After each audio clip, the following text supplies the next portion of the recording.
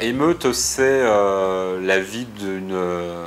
c'est les émeutes au chaudron vues d'un appartement au chaudron, on va dire, avec tous les soucis et les délires, les frustrations donc des jeunes, les parents qui sont largués, enfin il y a toute une... Et tout ça concentré de façon très extraordinaire dans un tout petit appartement, dans une pièce d'un appartement. Ou bien, c'est avec mon argent à moi? C'est mon argent qu'il a pris! Mon argent voleur! Le seul argent qu'il me reste pour soigner toute la famille!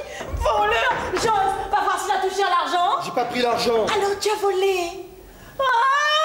Voleur! Il veut faire crever sa mère! Donc c'est une pièce qui reprend une nuit au plus fort des événements du Chaudron, dans une famille, dans les immeubles des quartiers là-bas, se passent différentes choses. Entre autres, il y a un mariage et il y a une famille avec la mère, les enfants, etc. Et au cours de ces événements, au cours de cette nuit de mariage, où il y a le vieux tonton qui épouse une autre vieille tati, c'est un mariage de personnes âgées, des musiciens, il y a des râlets poussés entre la famille, les enfants, ce qui se passe dans la rue, ce qui se passe à la télé, tout ça se mélange. Donc l'émeute, elle est à la fois chez les personnages et dans la rue. Donc à un moment donné, évidemment, il y a un passage dans la rue et ça se termine un petit peu tragiquement, où le personnage principal, le jeune émeutier, il reçoit une grenade dans les yeux et il revient à la maison aveugle. La pièce, je l'ai écrite en résidence d'écriture au Festival de Limoges, qui reçoit des auteurs régulièrement. Et je l'ai proposée à la compagnie. Et puis on l'a montée, voilà. Ça se passait comme ça à cette époque-là. C'est-à-dire on proposait un texte aux comédiens et on la mettait en scène. Donc je l'ai mise en scène aussi. Oui, cette pièce a eu un certain succès.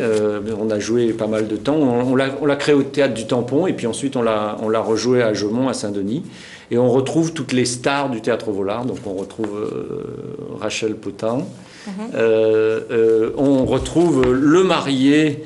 On le voit pas très bien sur ces photos, mais on retrouve le marié qui est notre très très grand artiste malheureusement disparu, qui est Arnaud Dormeuil, et qui a épousé dans cette pièce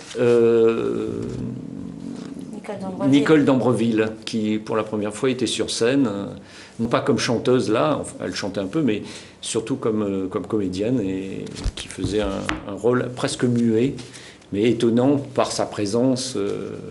C'était une sorte de mémé magicienne, c'est-à-dire qu'elle arrivait à faire éteindre la télévision ou à repartir la télévision par des passes. Il y a plein d'aspects qui sont toujours d'actualité, c'est-à-dire la consommation exagérée qui est montrée dans la télévision, la réalité qu'on voit à la télévision et la réalité réelle de la rue qui se mélangent, les tentations de la consommation et des magasins, les gens qui sont sans emploi et qui, etc. On voit bien à la moindre étincelle, ça repart, quoi.